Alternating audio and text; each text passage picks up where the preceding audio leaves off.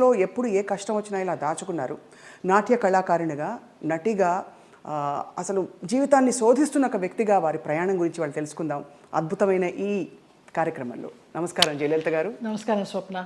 చాలా చాలా మనసుకు తృప్తిగా ఉంది. పరిచయం ఎంత అద్భుతంగా ఉందో, చాలా బాగా చేశారు. నిజంగా మిమ్మల్ని చూసినప్పుడు అలాగే అనిపిస్తుంది. మీ కళ్ళు, మీ నవ్వు చాలా మనసులోంచి ఇలా వస్తుంది. ఎక్కడ నటన, ఊరికి ఏదో నవ్వాలి కదా అని ఎప్పుడు అనిపించదండి. ఇందాక మీరు అన్నారు కదా ఈశ్వరేచ్ఛ అని, అది అంతే, అదే నమ్ముతాను. మీ ఇంట్లో కూడా ఒక ఆధ్యాత్మిక శోభ, అది చాలా అన్ని చోట్ల అనిపించదు. ఇలాగా ఒక వైబ్రేషన్ ఉందండి అంటారమ్మా చాలా మంది. ఇంటికి వచ్చిన వాళ్ళు ఇంట్లోకి రాగానే ప్రశాంతత ఉంది. బయట చూస్తే ఏంటి ఇలాంటి ఫ్లాట్లో ఉంటుంది జయలలిత అనుకుంటాము. ఇంట్లోకి రాగానే ఒక దేవాలయంలోకి వచ్చిన అనుభూతి అనేసి అంటారు, అందరు అంటారు. ఆ నిశ్శబ్దం అసలు ధ్యానంలోకి వెళ్ళిపోవాలనిపించింది రాగానే. మీరు ఆధ్యాత్మికంగా కూడా ప్రయాణించారు కదా, అంటే ఇప్పుడు ప్రయాణిస్తున్నాను కూడా. అదే ఎందుకో మనసుకి హాయినిస్తోంది. ఇంకా ఈ ఆర్భాటాలు, ఈ అలంకారాలు, అలాంటి వాటన్నిటికీ దూరం అయ్యాననే చెప్పాలి. ఇంకా కొంచెం ఉంటుందేమో, దాన్ని కూడా దూరం చేయాలి. అది జయలలిత గారు చాలా ధైర్యంగా లైఫ్ని మీరు కొనసాగించారు. మీకు నచ్చినట్టు బతికారు దాదాపుగా. కరెక్టా? అవును, నిజమా? సీతమ్మ ఎవరి మాట వినదని. సీతమ్మ ఎవరి మాట వినదు. పోగొట్టుకున్న, సంపాదించిన ఎన్ని ఒడిదుడుకులు అయినా కూడా స్వయంకృతాపరాధం మీరు అన్నట్టు. నాకు నేను ఎవరిని బ్లేమ్ చేసేందుకు లేదు. మీ అసలు పేరు జయలలితేనా? లలిత. లలిత. మరి జయలలిత అనేది జయ తర్వాత కలిసింది కదా? కలిసిందంటే నాకు ఊహ తెలిసిన తర్వాత నేను చూసిన ఫస్ట్ మూవీ కథానాయకుడు ఎన్టీ రామారావు గారు, జయలలిత గారు. ఆ సినిమా చూసిన తర్వాత 6 సంవత్సరాలు అప్పుడు నాన్న అప్పుడు బడులు అనేవారు కదా, స్కూళ్ళు కదా, బడిలోకి జాయిన్ చేయడానికి వెళ్ళినప్పుడు మాస్టర్ గారు ఏంటమ్మా పేరు అన్నప్పుడు నాన్న లలిత అని చెప్పబోతుంటే నేను జయలలిత అని చెప్పేసాను.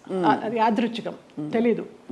ఆ సంఘటన ఒకటే గుర్తుంది కానీ ఎందుకు చెప్పానో తెలియదు. జయలలిత అని చెప్పేసా. అప్పటి నుంచి జయలలిత. జయలలిత అనగానే ఆవిడ పవర్ఫుల్ జయలలిత గారే గుర్తొస్తారు. కానీ ఇక్కడ తెలుగునాట మీరు అంటే మీ ఏం చెప్పాలి, వర్చస్సు, ఒక అందం, ఒక గ్రేస్ ఏదైతే ఉందో ఆ జయలలిత గారికి ఈ జయలలిత గారికి పోలిక పడతారు. మీరు నమ్మచ్చు నమ్మకపోవచ్చు, అతిశయోక్తి అనుకోవచ్చు. మొన్న నేను కేరళ ఒక ఆయుర్వేదం ట్రీట్మెంట్కి వెళ్తే డీటాక్స్కి, అక్కడ వాళ్ళందరూ అన్నారు ఆ జయలలిత మీరు ఒకలాగానే ఉన్నారమ్మా అనేసి. ఫస్ట్ టైం ఆ గ్రూప్ అంతా అన్నారు. జయలలిత గారు, మీరు నాట్య కళాకారిణిగా మీ అభ్యాసం మొదలుపెట్టినప్పుడు అప్పుడు మీ మనసులో ఏముండేది?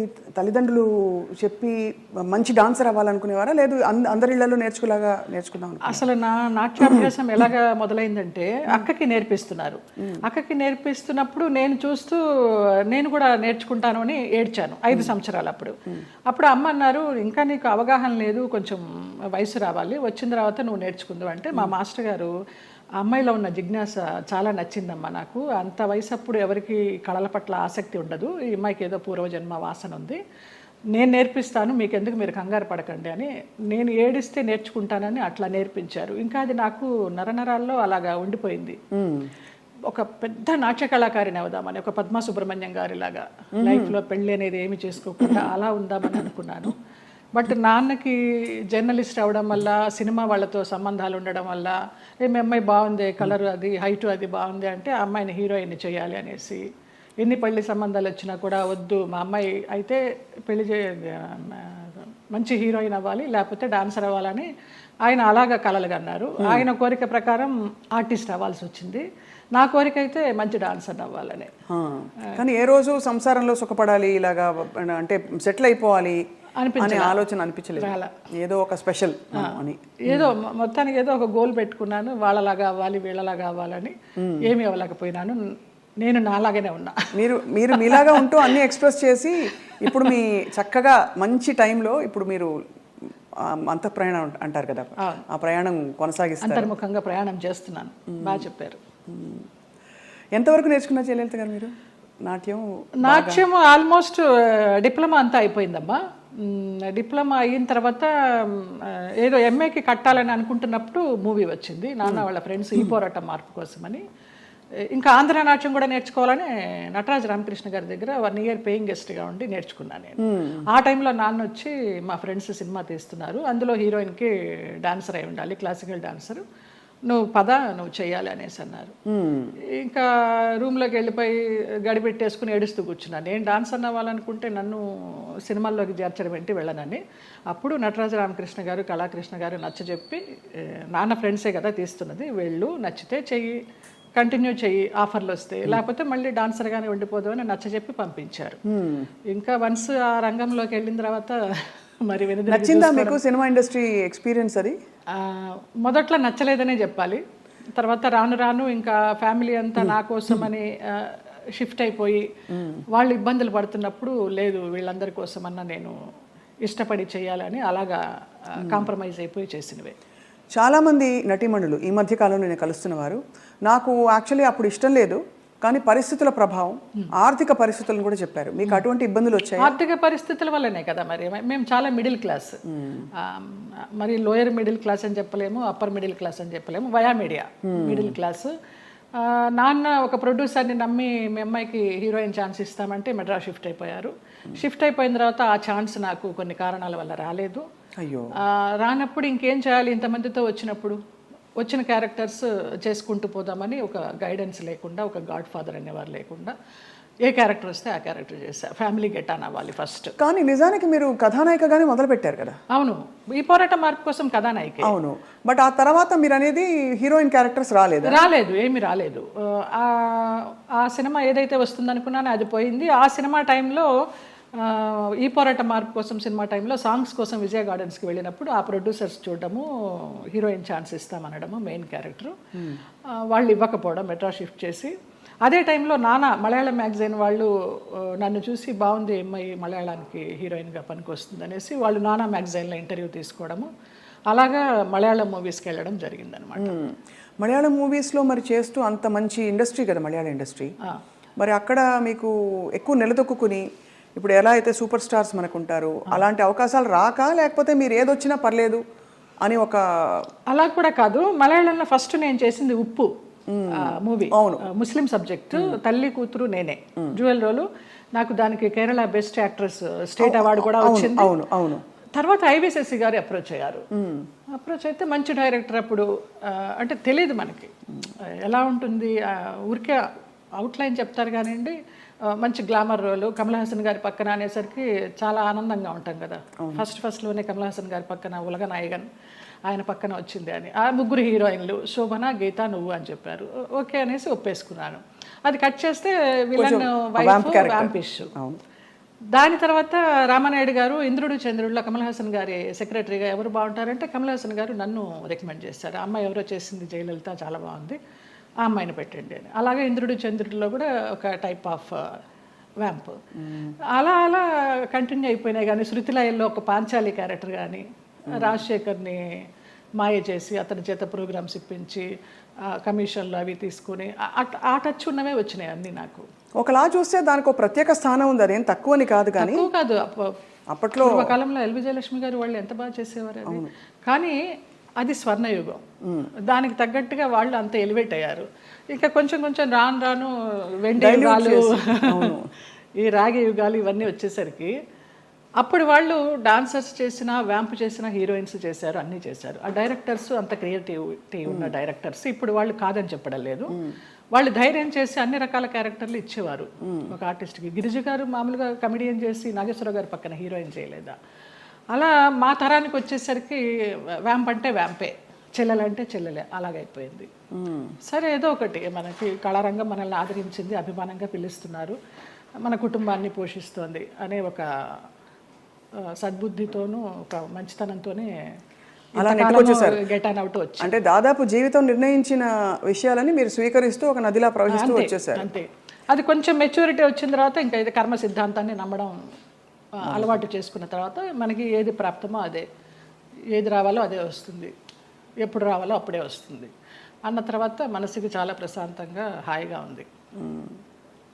ఇంత అందమైన జయలలిత గారు అప్పుడు ఒక అమ్మాయి, అఫ్కోర్స్ నాన్నగారికి పరిచయాలు ఉన్నప్పటికీ కూడా ప్రతి చోటికి నాన్నగారు రాలేరు కదా, మీ రక్షణ మీరు ఎలా చేసుకున్నారు? చుట్టూ ఉంటే మగ ప్రపంచం, అండ్ మగ ప్రపంచం వచ్చి మిమ్మల్ని పలకరించలేదు, ట్రై చేయలేదంటే ఎవరు నమ్మరు. అవును అవును. అంటే అది జగమెరిగిన సత్యం. అలా అని వాళ్ళని ఏం అండలేదు, బట్ ఈ ప్రపంచంలో ఎలా మిమ్మల్ని మీరు కాపాడుకున్నారు? ఏం జరిగే సంఘటనలు? కాపాడుకున్నాను అంటే కాపాడుకోలేదనే చెప్పాలి. కాపాడుకోలేదు, ఎందుకు అబద్ధం చెప్పడం. పరిస్థితులకు అనుగుణంగా వెళ్ళాను, అందువల్ల నేను పెద్ద ఇబ్బందులు ఏమీ ఎదుర్కోలేదు. కొంచెం ఫ్రెండ్లీగానే మూవ్ అవుతూ నవ్వేస్తూ. అది వరకు ల్యాండ్ లైన్లు ఉండేవి, ఫోన్లు. ల్యాండ్ లైన్ తీసి పక్కన పెట్టేసేవాళ్ళం అవుట్డోర్ వెళ్తే. తలుపులు కొట్టేవారు. ఒక ఆర్టిస్ట్ అయితే నువ్వు తలుపు తీస్తావా లేకపోతే నేను ఇక్కడ ఊరేసుకొని చచ్చిపోనా అని అడిగాడు. పెద్ద ఆర్టిస్టా? పెద్ద ఆర్టిస్టే ఒక కాలంలో. అంటే ఎందుకు అడుగుతున్నానంటేనండి, మరి అది వాళ్ళు ఒక బంధం కోరుకున్నారా మీతో, లేక కేవలం బంధం లేదు, ఏం లేదు. బాగుండేదాన్ని, యంగ్లో ఉన్నాను, మంచి పర్సనాలిటీ, వ్యాంప్ క్యారెక్టర్లు వేస్తున్నాను, కూడా అదే అయి ఉండొచ్చు అనే ఒక అపోహ. ఎలా తప్పించుకున్నారు? కొన్ని తప్పించుకున్నాను, కొన్ని తప్పించుకోలేకపోయినాను. తప్పలేదు. అంటే మీరు నిర్ణయం తీసుకుని ఎవరైనా ఒక నిర్ణయం తీసుకుని ఇలా ఉండాలని ఉంటే అది వాళ్ళ ఇష్టం. అది కానీ అయిష్టంగా బలవంతంగా గనక ఏ పరిస్థితిలోకి వెళ్ళినా కూడా అది బడి కావచ్చు, ఇంకోటి కావచ్చు, ఇటువంటి ఒక చాలా కష్టం కదండి. ఒకసారి అలాగే ఒక డైరెక్టర్ని రిజెక్ట్ చేశాను అనేసి అతను ఆ క్యారెక్టర్ కట్ చేసి పంపించేశారు. పర్లేదు అనుకున్నాను. అలా కూడా జరిగిన సందర్భాలు. ఆ రోజుల్లో ఎలా ఉండేది జయలలిత గారు మీకు? అంటే మనసులో ఇలా జరుగుతోందని ముందే తెలుసా?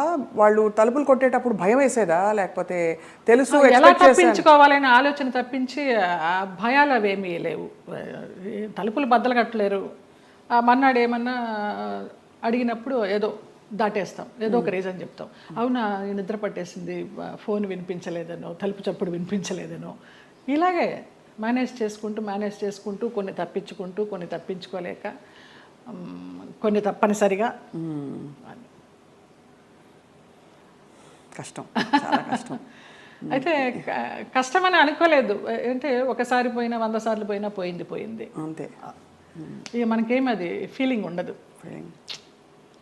అంటే కరెక్టేలేండి మీరు అన్నట్టు. అంటే ఆ టైంకి మీరు ప్రాక్టికల్గా సమాధాన పడిపోయారు అంతే దానికి. అంతే. ఒకటే ఏమో, నా వాళ్ళు బాగుండాలి. ఎలాగో వచ్చాను, నేను చెడిపోతే చెడిపోయాను, నా వాళ్ళు బాగుండాలి, అంతే. ఆ మంచి మనసుతోనే వచ్చాను కాబట్టి ఇప్పటికీ నన్ను భగవంతుడు ఈ రకంగా చూస్తున్నాడు. 40 years ఇండస్ట్రీలో అని ఒక నమ్మకం. ఇప్పుడు అందరూ బాగున్నారు.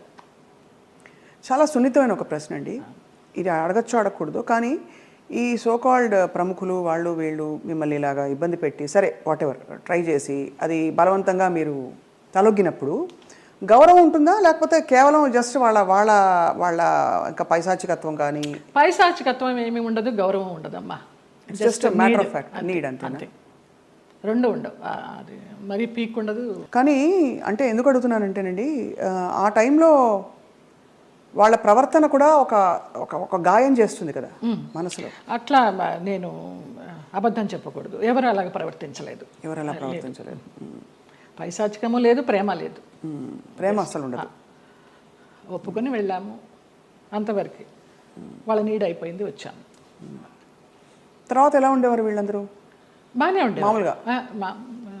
షార్ట్ అంటే షార్టే, అంతే. సో అది అలాగా ఒక ప్రొఫెషనల్ సిస్టంలో దాదాపు ప్రతి హీరోయిన్కి, ప్రతి అందమైన నటికి ఇది సర్వసాధారణమైపోయిన పరిస్థితులు వచ్చాయి అనే ఒక బాధతో తప్ప మరీ మిమ్మల్ని ప్రోబ్ చేసి ఇబ్బంది పెట్టాలని కాదు జయలలిత గారు. అయ్యో లేదమ్మా. ఎందుకు అది నామ్ అయిపోవాలి, ఎందుకు ఒక బెంచ్ మార్క్ అయిపోవాలి అని అంటే, మనం ఈరోజు అనేక కమిటీలు పెట్టడాలు, ఇండస్ట్రీ ఇతర వర్క్ ప్లేసెస్లో వేధింపుల కమిటీ ఉండాలని చెప్పి, అంటే వేధింపులని వ్యతిరేకించే కమిటీలు. బై గాడ్స్ గ్రేస్ మాకు అట్లాంటి వేధింపులు ఏం లేవు, కానీ తప్పలేదు. అంటే అది కరెక్టే. అంటే వేధింపులు లేకపోయినా ఒక పాయింట్లో మీరు ఎస్ చెప్పకపోతే మీకు అవకాశాలు తగ్గిస్తాం అన్నది ఒక వేధింపే కదా. అవును. అంటే మీకు టాలెంట్ ఉండి కూడా చెప్పాను కదా, ఒక డైరెక్టర్ పంపించేశారు సుగం క్యారెక్టర్ అయిన తర్వాత అనేసి. ఆ పేరు నేను అడగను, ఎందుకంటే మిమ్మల్ని ఇబ్బంది పెట్టను. వారు గనక ఇంకా ఉండుంటే గనక ఇంకా ఇబ్బంది పెట్టను. లేరు, పోయినారా? Okay. Malayalam director. Okay. Telugu ఇండస్ట్రీలో బాగానే పోనీ మన ఇంటి పిల్ల అని ఏమన్నా అక్కును చేర్చుకున్నారా మిమ్మల్ని? ఇక్కడ కూడా ఇదేనా? అక్కున చేర్చుకోలేదు, చీకొట్టలేదు. రైట్. అదే సమయంలో మీరు గాఢమైన ప్రేమలో పడ్డారు కదా? అవునమ్మా, మలయాళం డైరెక్టర్. అది కూడా ఎలా పడాల్సి వచ్చిందంటే, నేను డేట్స్ ఇచ్చినప్పుడు నాన్న నాకు తెలియకుండా వేరే క్రాస్ బెల్ట్ మణి అని మన హీరోయిన్ మీనా వాళ్ళ మేనమామ ఆయన కూడా ఒక కాలంలో ఒక ఈ సి గ్రేడ్ టైప్ ఆఫ్ మూవీస్కి మంచి పెట్టింది పేరు ఆయన. నేను చేసే సినిమాలు కూడా సి గ్రేడ్ సినిమాలే అప్పుడు, బీసీ గ్రేడ్. మీరు అంత ఓపెన్ గా సిగరెట్ సినిమాలు చేశానని చెప్తున్నారు కదా, అది ముచ్చటేసని చూసి ఎంత నిజాయితీగా చెప్తున్నారు చెప్పండి మ్యామ్.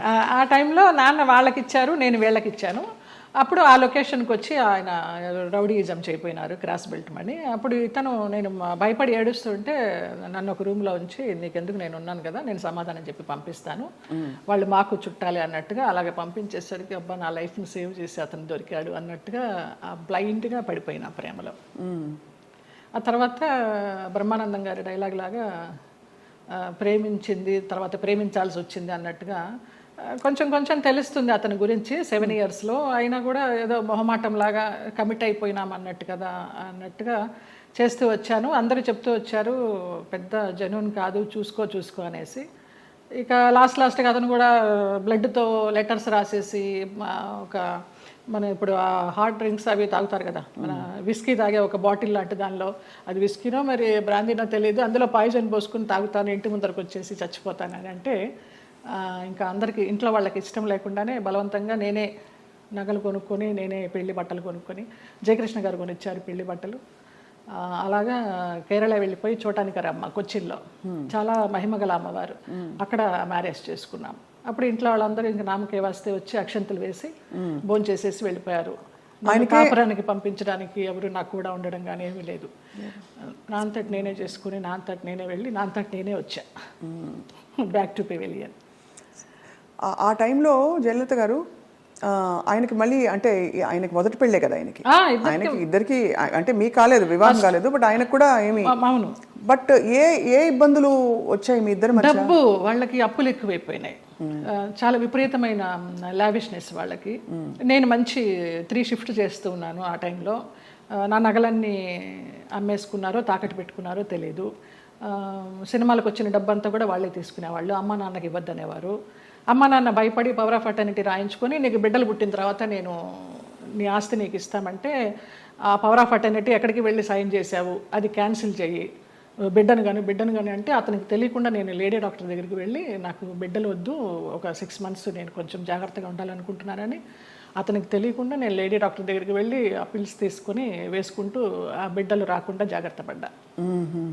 ఇక తర్వాత 3 monthsకి గొడవలు, 6 months నుంచి కొట్టుళ్ళు, యాసిడ్లు పోస్తాను అనడాలు, గదిలో బంధించడాలు, ఇవన్నీ అయిన తర్వాత ఏడుస్తూ పడుకుని ఉంటే అతను నన్ను చంపడానికి అంబాసిడర్ కార్లో తీసుకెళ్తున్నాడు. మా ఆయన ఎవరైతే ఉన్నారో ఎక్స్ హస్బెండ్ నిలువెత్తు బాబా. ఫస్ట్ టైం నేను కాషాయ వస్త్రాల్లో అంబాసిడర్ కారు ఇలా ఆపి నేను కూర్చున్న వైపు డోర్ తీసి నన్ను గబగబగా లాక్కెళ్ళారు. ఆ మన్నాడు పరుచూరు గోపాలకృష్ణ గారు, చలపతిరావు గారు వీళ్ళంతా మన విరుగంబాకం పోలీస్ స్టేషన్కి ఫోన్ చేసి ఇలాగ మా అమ్మాయి అపాయకరమైన పరిస్థితిలో ఉంది, మీరు వెళ్ళి ఆ అమ్మాయిని బయటికి తీసుకురావాలని చెప్పి అలా ఇంటికి తీసుకొచ్చారు నన్ను. ఆ బాబా సంఘటన అలా జరగడం, ఇక్కడ పరుచూరు గోపాలకృష్ణ గారు, చలపతిరావు గారు ఇలా సహకరించడం అంత యాదృచ్ఛికం. అంటే ఎవరో ఒకళ్ళు భగవంతుడు పంపిస్తాడు అంతే, ఆయన రాడుగా నేరుగా.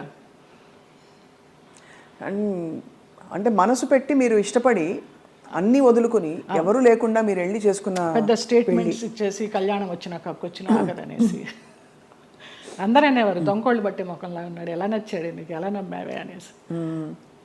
అంటే మీకు ఆ టైంలో మీరు గాయపడిన మీకు అదే ఆయనే రక్షణ ఇచ్చాడు. ఎందుకంటే అంత ముందందరూ వచ్చిన వాళ్ళందరూ మీతో మిస్బిహేవ్ చేసిన వాళ్ళు, మీకు ఇబ్బంది పెట్టి మిమ్మల్ని ఏదో ఒకటి రాబట్టారు. సో ఇతను ఏదో ఇస్తారనుకుని మీరు తప్పలేదండి. అంటే నమ్మకపోతే జీవితం ఎందుకండి? ఇంపార్టెంట్ విషయం, మీరు నమ్మి దెబ్బ తగిలినా కూడా ఆ గాయం ఎక్కువ ఇది కాకుండా భగవంతుడు వచ్చి మిమ్మల్ని కాపాడు. నిజంగా తర్వాత అతను రమ్యకృష్ణతో నీలాంబరి సినిమా చేశాడు కన్నడలో. ఇంకేదో మూవీ చేస్తున్నప్పుడు యాక్సిడెంట్ అయ్యి పడిపోతే ఈ నడుము దగ్గర నుంచి చచ్చుపడిపోతే నాకు మళ్ళీ అతను లైన్లోకి వస్తే నేను నెలకి మెడిసిన్స్కి 5,000 రూపాయలు పంపించేదాన్ని అతనికి. జాలి అవసరమా ఏమో తెలీదు, ఇంకా రుణానుబంధం ఉందనుకుంటా అనేసి. చాలా సంవత్సరాలకి అది. ఒక పాప పుట్టింది అతనికి వేరే పెళ్లి చేసుకుని. ఆ పాపకి ఇప్పుడు లేదు, నేను చాలా ఒక 4-5 years అయిపోయింది టచ్ లేకుండా. 13 సంవత్సరాలు ఎప్పుడో దాని పుట్టినరోజు అని అది ఇది అంటే ఇక్కడి నుంచి ఏమైనా పంపించేదాన్ని. ఆ పిల్ల అడిగేదంటే ఎవరు పంపించారు నాన్న అని. బాబా పంపించారమ్మా అనేవాడంట. బాబా గారు భక్తులా మీరు మొదటి నుంచి? నాకు రమాప్రభమ్మ పరిచయం చేసింది బాబా గారిని ధవళేశ్వరంలో, నల్లబాబా. స్వతంత్ర భారతం అని మన నారాయణమూర్తి గారి సినిమాకి వెళ్ళినప్పుడు ఎందుకో గ్యాప్ వచ్చింది, నీకు ఒక బాబాని చూపిస్తారా అనేసి తీసుకెళ్ళారు ధవళేశ్వరం. అప్పుడు చూడడమే, ఆవిడే పరిచయం చేసింది. తర్వాత ఈ పెళ్ళి విడిపోతాను అన్నప్పుడు ఈ ఇన్సిడెంట్. తర్వాత ఇంటికి వచ్చి వారం రోజులు తర్వాత పడుకుని ఏడుస్తుంటే ఏంటి ఇలాగైపోయింది, బాగుంటాను అనుకున్నాను పెళ్లి చేసుకుని అని ఏడుస్తున్నప్పుడు ధవళ వస్త్రాల్లో నేను ఇలా పడుకుని ఏడుస్తుంటే నా పక్కన కూర్చుని ఆయన ఈ మడికాలు వేసుకొని ఇలాగా చేయి పెడితే నాకు కరెంట్ షాక్ కొట్టినట్టు అయిపోయింది. ఏం పర్లేదు నేను ఉన్నాను ఏడవకనేసి. ఆ 2 సార్లే కనిపించారు. తర్వాత 4 హారతులు చేసేదాన్ని ఇంట్లో, ఇంకెప్పుడు కనిపించలేదు నాకు ఆయన. కానీ మీరు చెప్పే ఈ సంఘటనలు ఊహించుకుంటే కూడా అంటే ఇంకా ఏమనాలో మాటలు రావట్లేదు. బాబా గారు వచ్చి పక్కన కూర్చుని ఆ అనుభూతి మీకు కలగడం, నేను చాలా ఫీల్ అయినా. మా స్పర్శ ఒక ఏంటో అంటారు కదా 1000 ఓట్ల కరెంట్ షాక్ కొట్టినట్టు అనేసి, అలా ఒక ఆరాలాగా వచ్చేసింది 2 సార్లు. బాబా గారి కోసం ఒక పాట పాడరా? ఒక 2 లైన్లు. ఇక్కడే ఉన్నారు బాబా గారు అనిపించే అంత అద్భుతంగా చెప్పారు మీరు. నువ్వు లేక నాథలం బ్రతుకంతాయోమయం, నువ్వు లేక నాథలం బ్రతుకంతాయోమయం,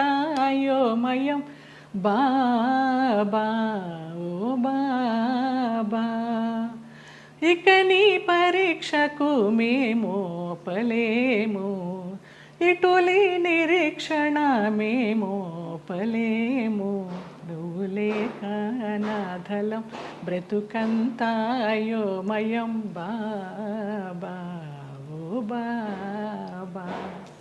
ఎంత ముద్దుగా బుజ్జి తల్లిగా పాడారు. నాకు అది బ్రహ్మానందం గారు ఇచ్చారు ఆ బాబా. ఓ ఈ బాబా గారు బాబా డివోటివ్ కదా అనేసి వాళ్ళ మేనేజర్ చేత ఇచ్చి పంపించారు. ఆయన అసలు ఒక అద్భుతం, ఆయనే ఒక అద్భుతం బ్రహ్మానందం గారు. తిరిగి వచ్చిన తర్వాత మరి పుట్టింటి వాళ్ళు ఏమన్నారు? ముందే చెప్పాం కదా, సంతోషపడ్డారు, వచ్చేసారని. మా అమ్మాయి మాకు వచ్చేసింది, మా సంపాదన మాకుంది అనేసి. కానీ ఒకటండి, మీరు ఏ మాట కామాట ఓపెన్గా మాట్లాడుకుంటున్నాం కాబట్టి, పుట్టింటి వాళ్ళు కావచ్చు అత్తింటి వాళ్ళు కావచ్చు మిమ్మల్ని ఒక ATM మెషిన్లో చూసారని అనిపిస్తుంది. అంతే. దానికోసం మీరు నలిగిపోయి, మీరు లోపల ఇదైపోయి వెళ్ళి, అప్పుడు నలగడాలు కూడా మనకి తెలియదు, అంత జ్ఞానం కూడా లేదు కాబట్టి మీకు సంతోషం. అంటే ఇగ్నోరెన్స్ ఇస్ బ్లిస్ అంటారు ఇంగ్లీష్లో. అదే ఏమో, నేను తెలుగు మీడియం, ఇంగ్లీష్ కూడా పెద్దగా రాదు, బిఏ తెలుగు మీడియం. అంటే సింపుల్గా చెప్పాలంటే ఎవరి పిచ్చి వారికి రక్షణ, ఆనందం కాకపోయినా. మీకు తెలియనితనమే మీకు మళ్ళీ కాపాడింది. ఆ తర్వాత మళ్ళీ ఇప్పుడు సినిమాలు వరుసగా పరచూరు గోపాలకృష్ణ గారు, ఎంత చలపతిరావు గారు మీకు చేసిన, వాళ్ళే నిలబెట్టారమ్మా. తర్వాత రామానాయుడు గారు వాళ్ళంతా వాళ్ళే నిలబెట్టారు. కాకపోతే అప్పుడు ఉన్నంత ఇది డిమాండ్ లేకుండా ఉండే. ఒకసారి పెళ్లి చేసేసుకుని వెళ్ళిపోయి మళ్ళీ వచ్చి నా క్యారెక్టర్లన్నీ అప్పుడు సనా చేసేది ఆ గ్యాప్లో. ఆ తర్వాత అలా వస్తూ వచ్చినాయి, కానీ ముందరంత ఆ 90s ఉన్నంత డిమాండ్ లేదు. అంటే ఇది మరీ ఎక్కువ మొన్ననే, అంటే ఒక 20-25 ఏళ్ళ అంటే 92 సెప్టెంబర్ 3 మ్యారేజ్ చేసుకున్నాను. 93 సెప్టెంబర్ 3 1 ఇయర్ మ్యారేజ్ డే రాకుండానే విడిపోయాం మ్యూచువల్ అండర్స్టాండ్ మీద. తర్వాత ఏమి ఇబ్బంది పెట్టలేదా మిమ్మల్ని? ఏం లేదమ్మా అసలు. ఇంకేముంది, అన్ని తీసేసుకున్నారు కదా, ఇంకేముంది ఇబ్బంది పెట్టడానికి. డబ్బులు తీసేసుకున్నారండి? తీసుకున్నారు, చాలా చాలా ఖర్చు. అప్పుల వాళ్ళు వచ్చేవాళ్ళు, ఈయనేమో చనిపోతానని వెళ్ళేవాడు, అమ్మ భర్త సుమంగళితనం పోతుంది ఎలాగా అనేసి చెక్ మీద సంతకం చేసి ఇచ్చేస్తూ ఉండేదాన్ని. ఎంత కోల్పోయారు జయలలిత గారు? పోయింటాయమ్మా, ఒక 50 sovereigns గోల్డ్ లాగా పోయి ఉంటుంది, ఒక 25 lakhs క్యాష్ పోయి ఉంటుంది. సో దాదాపు ఆ రోజుల్లో చాలా ఎక్కువ కదా అది. 2-3 కోట్లు అనుకోండి ఈ రోజులు ఈజీగా. ఆ లెక్క కూడా తెలియదు మనకి. అంటే కానీ అదే బాధ చాలా. మీరు మీకోసం ఇష్టంగా ఎప్పుడైనా ఏదైనా కొనుక్కున్నారా? ఒక ఇల్లు, ఒక కారు, ఒక నగలు? అట్లా నగలు ఇష్టం. నేను కొనుక్కున్నప్పుడల్లా అమ్మ అడిగేది నాకు కూడా ఆ నగ కావాలి అనేసి. నేను ఏదైనా చీర కొనుక్కుంటే నాకు ఆ చీర కావాలని అడిగేది. ఒకప్పుడు నగలు చీరలు ఇష్టము. ఈ కార్లు ఇళ్ళు అంటారా నాకు తెలియదు. ప్రాపర్టీలు చేర్చుకోవడము, కొంచెం డబ్బు ఉంటే దాచుకోవడము ఏదైనా కొనడము అది పెరుగుతుంది అనుకోవడము ఆ బిజినెస్ మైండ్ లేదు. లేదు, అదే ఉంటే గనక మరి ఇంత మీరు అన్ని పోగొట్టుకుంటారా చెప్పండి. అందరూ అనేవారు ఏదైనా స్థలం కొని పడేయమ్మా అని, వినేదాన్ని కాదు. అదే ఇల్లు పెళ్ళి పిల్లలు అన్ని ప్రాప్తంలో ఉండాలంటారు, అవి లేవు. చాలా దారుణం అండి. మీకు മലയാളം അറിയുമോ? അറിയും, നന്നായിട്ട് അറിയും. 25 പടം అభినయించుండు మలయాళంలో. అంతే కదా, అంత పెళ్లి చేసుకున్నవాడు మలయాళి. అవును, తిట్టేదాన్ని మలయాళంలో. అవునా? పట్టి నాకు ఒకటి తెలుసు, పట్టి పట్టి కళూరుండము అనే గాడిద. మలయాళం వంటలు కూడా వచ్చా జయలలిత గారు మీకు? అసలు నాకు మన తెలుగు వంటే రాదు, స్టవ్ అంటించడమే రాదు. ఓలన్ ఓలన్ ఓలన్ అంటే కాలన్ కాలన్ പച്ചടി കിച്ചടി എരിശ്ശേരി ഒന്നും അറിഞ്ഞൂടാ. ഒന്നും അറിഞ്ഞൂടാ. కాఫీ టీ పోలే അറിഞ്ഞൂടാ. ఇప్పుడు అసలు మీకు వంట రాదా? అసలు స్టవ్ అంటించడం రాదు తల్లి. ఎంత ముద్దుగా చెప్పారండి. ఎలా మరి మరి ఎవరు చేసి పెడతారు? మా మేనమామ కొడుకు వాడు, నలభీమ పాకం వాడే అండి. మార్నింగ్ అక్కడ సోఫాలో కూర్చున్నానంటే నైట్ డిన్నర్ వరకు అన్నీ అక్కడికే వస్తాయి. అవ్వా, క్వీన్ అనమాట అంతే. పోతే పోనీ దునియా గోలీ మారు దునియాకు అంతే. ఒక సన్యాసి జీవితం, ఒక మహారాణి జీవితం అన్నీ. అయితే అప్పుడు మళ్ళీ మీరు పుంజుకుని తిరిగి వచ్చాక ఎవరు చెప్పేవారు మీకు మంచి చెడు ఇంత గాయం అయి తిరిగి వచ్చారు, రెమ్యూనరేషన్ ఎంత అడగాలి, రోల్ ఒప్పుకోవాలా వద్దా, రోల్ కట్ చేసేస్తే అడగాలా వద్దా, మీకు ఇవ్వవలసిన సౌకర్యాలు సెట్లో మీకు ఏదో ఇలాంటివి ఇస్తున్నారు, ఫ్లైట్ ఇస్తానని ఇవ్వలేదు, ట్రైన్ ఇచ్చారు, ఈ అడ్జస్ట్ అవ్వాలా లేదా, ఈ మంచి చెడులు ఎలా తెలిసేది మీకు? తెలీదమ్మా. ఇప్పుడు నేను చెప్తున్నాను కదా, ఒక మోస్తరు సినిమా అయితే వాళ్ళు ఏదో చెప్పేవారు, ఇన్ని రోజుల క్యారెక్టర్ అమ్మా అని. నేను ఒక రెమ్యునరేషన్ అడిగేదాన్ని, అది కాదమ్మా కొంచెం తగ్గించండి అనేవారు. సరే, కానీ రెమ్యునరేషన్ ₹1 తక్కువైనా పర్వాలేదు, కానీ మర్యాద తక్కువైతే మాత్రం నేను భరించలేను. టైంకి అన్నం పెట్టాలి. నేను బ్రాహ్మణ అమ్మాయిని, ప్యూర్ వెజిటేరియన్. మీరు పెరుగన్నం పెట్టినా చాలు, టైంకి పెట్టాలి. ఎప్పుడో 2 గంటలకి 3 గంటలకి బ్రేక్ ఇస్తానంటే నా వల్ల కాదు. ఒక 2 కొబ్బరి బొండాలు ఇవ్వాలి, ఒక 4 వాటర్ బాటిల్స్ ఇవ్వాలి, మంచి హోటల్ రూము, అవుట్డోర్ అయితే. ఇక్కడైతే నేనే ఇంట్లోనే ఉండి వెళ్తాను. ఇంతే తప్పించి పెద్ద హైలీ డిమాండ్స్ ఏమీ ఉండేవి కాదు నాకు. అమ్మ ఫ్లైట్ దొరకలేదు, ట్రైన్ అన్నారు అనుకోండి, చెలో పదండి. కానీ చాలామంది మేనేజర్లు టికెట్ కన్ఫర్మేషన్ లేకుండా ఎక్కించేసేవాళ్ళు మమ్మల్ని. అయిపోయిందమ్మా అయిపోయింది అనేసి. తర్వాత మేము ఎన్ని ఇబ్బంది పడిన సందర్భాలు ఉన్నాయో టీసీ దగ్గర. పాపం వాళ్ళు మాకు అప్పుడు ఫేస్ వాల్యూ ఉంది కాబట్టి ఏదో సీట్ ఇచ్చో, లేకపోతే ఇంకొక ఊర్లో బర్త్ ఖాళీ అవుతుందమ్మా అని అలా ఇచ్చో, అలాంటి ఇబ్బందులు పడ్డాం. అష్ట కష్టాలు పడ్డారు అయితే. ఇవన్నీ అంటే పార్ట్ ఆఫ్ ద గేమ్. కానీ ఆ టైంలో మరి మీ మేకప్, మీ చర్మ సౌందర్యం ఇవన్నీ తెలిసిండేదా? ఇలా చేసుకోవాలి, ఫేస్ ప్యాక్ చేసుకోవాలి? అసలు తెలియదు నాకు. అసలు ఇంతవరకు సెల్ఫ్ మేకప్ తెలియదు.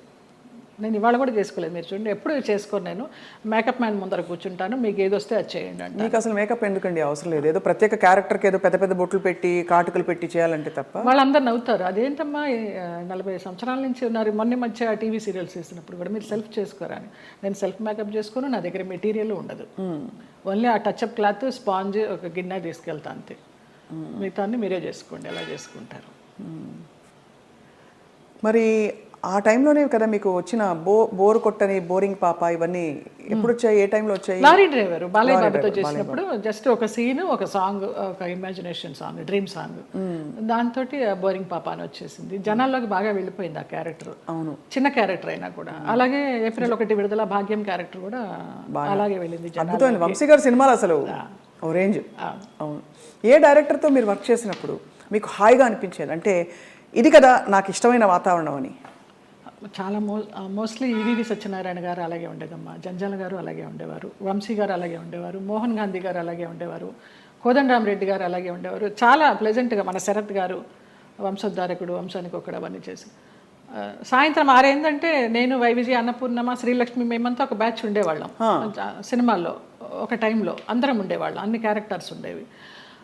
ప్యాకప్ ఎప్పుడు అంటే ఆ శరత్ గారు విసుకొని దుబ్బేయండి అనేవారు. రేపు చేసుకుంటాలి, మీ క్లోజులు వెళ్ళిపోండి అనేసి. అలాగా రాఘవేంద్రరావు గారి దగ్గర, అందరి దగ్గర ఒక్కొక్క డైరెక్టర్ ఒక్కొక్క గురువు అంతే. ఎవరి దగ్గర ఏం నేర్చుకోవాలి, ఒక డిసిప్లినా, ఒక సిస్టమేటిక్గా, ఒక యాక్టింగ్గా. బాపు గారిని సార్ ఎలా చేయమంటారు, మీరు చేయండి అమ్మా, నాకు కనుక అది సరిపోలేదు అనుకుంటే నేను చెప్తాను, నేను ఇంప్రూవ్ చేస్తాను, లేకపోతే మీరు చేసిందే చాలు నాకు అంటారు. మహానుభావుడు చెప్పారండి. విశ్వనాథ్ గారు అయితే అన్నీ చేసి చూపిస్తారు. విశ్వనాథ్ గారితో చేసిన సినిమాలు నేను శృతిలయలు అవునవునవును స్వయం కృషి లాస్ట్ లో చిరంజీవి గారికి చరణ్ రాజ్కి ఫైట్ అప్పుడు స్వయం కృషిలో మంచి వెన్నెల ఇప్పుడు మగువ మనకు పంచబాణుని కేళి బాగుగా గూడుండ మగువా మగువా ఆ సాంగ్. బట్ మంచి సాంగ్. శేషు మాస్టర్ గారు కొరియోగ్రాఫరు. చిరంజీవి గారు ఫైట్ చూస్తారు కానీ జయలలిత సాంగ్ ఎవరు చూస్తారు అక్కడ. అలాగా ఆ క్లాసికల్ సాంగ్ అలాగ అయిపోయింది అనమాట. స్వరాభిషేకం శ్రీకాంత్ గారు ఆయన అన్నదమ్ములుగా చేసింది, అది చేశాను ఏవిఎస్ గారి భార్యగా. మంచి క్యారెక్టర్స్ పడ్డాయి యాక్చువల్లీ, గుర్తుండిపోయే క్యారెక్టర్స్. జంజాల గారిది చంటబ్బాయి, విచిత్ర ప్రేమ, పెళ్లి గోల, ఓహనా పెళ్ళంట. కానీ ఆ వ్యాంప్ క్యారెక్టర్ డాన్సులు కానీ వచ్చినప్పుడు మీకు ఇష్టం లేని బట్టలు వేసుకున్నారు ఎప్పుడు? అన్నీ పొట్టి పొట్టి బట్టలు వేసేసుకుని నుంచునే వాళ్ళము. మేకప్ మ్యాన్లు స్టాకిన్స్ ఉండేవి కదా అప్పుడు మాకు, మొత్తం గోడకి సున్నం కొట్టినట్టే కొట్టేవారు. ఇలా ఉన్నా కూడా కొంచెం ఎక్కడెక్కడ ప్యాచెస్ ఉన్నాయో మోకాలు అవి ప్యాచెస్ ఉన్నాయని మొత్తం పెయింట్ కొట్టి అలా నుంచునే వాళ్ళం బొమ్మలాగా. ఏం కలిగేది కాదు, అలవాటైపోయింది. నేను ఆ డ్రెస్ వేసుకొని కూర్చున్నా కూడా మా అసిస్టెంట్ తీసుకొచ్చి టవల్ కప్పేవాడు. వచ్చి తీసిపారే, ఇది కప్పుకున్న దగ్గర నుంచి వాళ్ళకి ఆత్రం ఏముంది లోపల అని. ఇది మూసినంత వరకే కదా ఆత్రం, ఇది తెరుచుకుంటే ఏముంది తీసి పడేసేదాన్ని. మళ్ళీ షార్ట్కి తీయాలి, అప్పుడు విచిత్రంగా చూస్తూ ఉంటారు. మనకి షార్ట్ కాన్సన్ట్రేషన్ ఉండదు. ఇప్పటి నుంచి ఇలాగే కూర్చుంటా. మానవ నైజం అండ్ అందులో మీలాంటి ఒక స్త్రీ, అంటే ఇంత కష్టం చూసిన స్త్రీ ఎంత దెబ్బతిన్నా కూడా నేర్చుకోకుండా మళ్ళీ ప్రేమలో పడడం సహజం. సో మళ్ళీ అలా పడ్డారా? అంటే పడలేదా?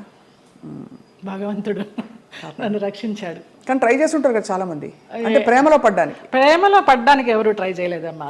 ఉంచుకుంటామని, మళ్ళీ రెండో పెళ్లి చేసుకుంటామని. నాకు ఇంట్రెస్ట్ లేదు, నాకు భయం. ఒక పెళ్ళి చాలు, అయిపోయింది దాంతో ఎక్స్పీరియన్స్. చాలా మంది కాంప్రమైజ్ అయిపోతారు కదా, ఏదో ఒక తోడు, ఏం లేని చోట ఒక తోడు ఉంటుందని. అలా అనిపించలా. అన్నపూర్ణమ్మ వాళ్ళందరూ కూడా అనేవారు, కనీసం పెళ్లి చేసుకోకపోతే ఎవరన్నా బిడ్డనన్నా పెంచుకో, నీకు వయసు అయినప్పుడు ఆసరాగా ఉంటారని. అక్క పిల్లలు అన్న పిల్లలు అందరూ ఉన్నారు చాలు. అది కూడా అనిపించలే. నాకు ఒక బిడ్డ, నాకు ఒక సంసారం, మళ్ళీ పెళ్ళి, మళ్ళీ ప్రేమ చాలు ఒకటి. అమ్మ బాబోయ్, అవును, ఎంత గాయం అయింటుందో మీకు అర్థమవుతుంది. మీరు నేర్చుకోవడం గొప్ప విషయం. గాయం ఎంతైందో తెలియదు కానీ దాని మీదకి వెళ్ళలా, డైవర్ట్ అవ్వాలా నేను. బట్ ఏదో ఒక ఏంటి లైఫ్ అనుకుంటే ఏమొచ్చేది మీకు ఆన్సర్? ఇప్పుడు ఫర్ ఎగ్జాంపుల్ పొద్దున్న లేస్తే మేకప్ వేసుకుని సెట్లో ఉండి వాళ్ళకి కావాల్సినట్టు డివోర్స్ అంతా ఉన్నప్పుడు మనకు కావాల్సినట్టు మనం ఉండే టైం ఉండాలని అందరికీ అనిపిస్తుంది. అలా ఉంటుంది కదా, ఏదో ఒక మంచి ఫ్రెండ్స్ ఉన్నారా మీకు? అట్లా కూడా ఎవరు లేరు. ఇప్పుడు రాగిణి, రక్ష, లతాశ్రీ వాళ్ళందరూ సోకాళ్ళు వాళ్ళందరూ ఎప్పుడైనా మీ మధ్య ఎప్పుడు ఈర్ష్యలు, కాంపిటీషన్లు ఏమీ లేవా? ఎప్పుడు లేదు, ఎప్పుడు లేదు. ఈ చీర నువ్వు తీసుకో, నువ్వు కట్టుకో, ఎలాంటి ఫ్రెండ్స్? ఎన్నో అలాంటివి ఎన్నో. నేను రాగిణికి ఎన్ని ఇస్తాను చీరల నగలు, పాపం పాడైపోయినవి కూడా అది మళ్ళీ రిపేర్ చేసుకుని, అక్క నువ్వు ఇచ్చింది చూడు ఎంత బాగుందో కట్టుకున్నానంటుంది. అలాంటిదే తప్పించి నువ్వు కట్టుకుని ఇప్పేసిన చీర నాకు ఇస్తావేంటి, అలాంటివి ఏం లేదు. ముందర అడుగుతుంది, అక్కలకి ఆ వదిలినకి చీరలు తీస్తున్నాను అంటే అక్క నన్ను గుర్తుపెట్టుకో, నాకు కూడా ఇవ్వంటుంది. అలా చాలా మందికి ఇచ్చిన సందర్భాలు ఉన్నాయి. సో 90వ దశకం ఆరంభంలో మీకు మ్యారేజ్ ఫెయిల్ అయిన తర్వాత దాదాపు మీరు ఒంటరి ప్రయాణమే. ఒంటరి ప్రయాణం. అమ్మ నాన్న వాళ్ళు? అమ్మ నాన్న 99లో అమ్మ పోయింది, 2005లో నాన్న పోయారు. తర్వాత 2003లో నేను హైదరాబాద్ షిఫ్ట్ అయ్యాను. అక్కడ ఉన్న ఒక ఇల్లు అమ్మేసి అక్కల అన్నలు అందరూ వేరే వేరే కాపురాలు పెట్టేసుకున్నారు. ఆ డబ్బుతో ఇక్కడికి వచ్చి నేను మధురానగర్లో చలపతిరావు గారు చెప్పి ఆయన ఉండే ఫ్లాట్స్లోనే పైన పెంట్ హౌస్ కొనుక్కున్నాను. ఓరిని బ్రహ్మ బంగారం గాను, ఏవిఎస్ గారి సినిమా షూటింగ్ అప్పుడు. నీకు ఆఫర్స్ ఉంటాయో లేవో తర్వాత విషయము, ఆత్మీయులందరూ ఇక్కడ ఉన్నాం కదా వచ్చేసే అన్నారు. అలాగే వచ్చేసాను. మూవీ ఆఫర్స్ కోసం రాలేదు నేను, వచ్చాను చిన్న చిత్తగా చేస్తూ వచ్చాను. 2007లో చిట్టిబాబు గారు, మన రాజబాబు గారు తమ్ముడు, వాళ్ళు ల్యాండ్ ఓనర్స్, ఈ ల్యాండ్ ఓనర్స్ ఇక్కడ కడుతున్నారు, బాగుంది చూడు అనేసి అంటే వచ్చాను, నచ్చింది, వాస్తు అది బాగుంది, కొనేసుకున్నాను. ఇంకా 2007 నుంచి ఇక్కడే. చాలా అద్భుతంగా మెయింటైన్ చేస్తున్నారు మీరు. అంటే ఎక్కడ కూడా ఇది పాత అపార్ట్మెంట్ కొత్త అపార్ట్మెంట్ లాగే అనిపిస్తుంది. మోడల్ అండ్ అలాగే ఇంటీరియర్స్ చేయించడం. ఇంటీరియర్స్ అంతా మీ టేస్టేనా? అబ్బాయి నాకు అసలు టేస్ట్ అనేది లేదు. అయ్యో, అంత గుడ్డెద్దు చేలో పడ్డట్టేనమ్మా. ఏదో చేసుకుంటాము, అందరూ వచ్చి బాగుంది అంటారు. దానికోసం టైం వెచ్చించి ఇది చేస్తే ఎలా ఉంటుంది, ఇది చేస్తే ఎలా ఉంటుంది, ఆ థాట్ లేదు, ఆ ఓపిక లేదు. సో అలా మరి జీవితం అలా నడుస్తూ మీరు వచ్చారు. మధ్యలో మీరు మీరు శరత్ బాబు గారు అవును. ఒక అది మనసు బంధం అని చెప్పాలా, చెప్పచ్చా? మనసు బంధమే. నేను బాగా అనుకున్నాను, ఆయన కొంచెం అనుకుని వదిలేశారు. ఇప్పుడు ఆయన ఉన్నా కూడా చెప్పేదాన్నేమో, లేరు కాబట్టి ఇంకా ఫ్రాంక్గా చెప్తాను. ఆయనతోనే యాత్రలన్నీ చేశాను.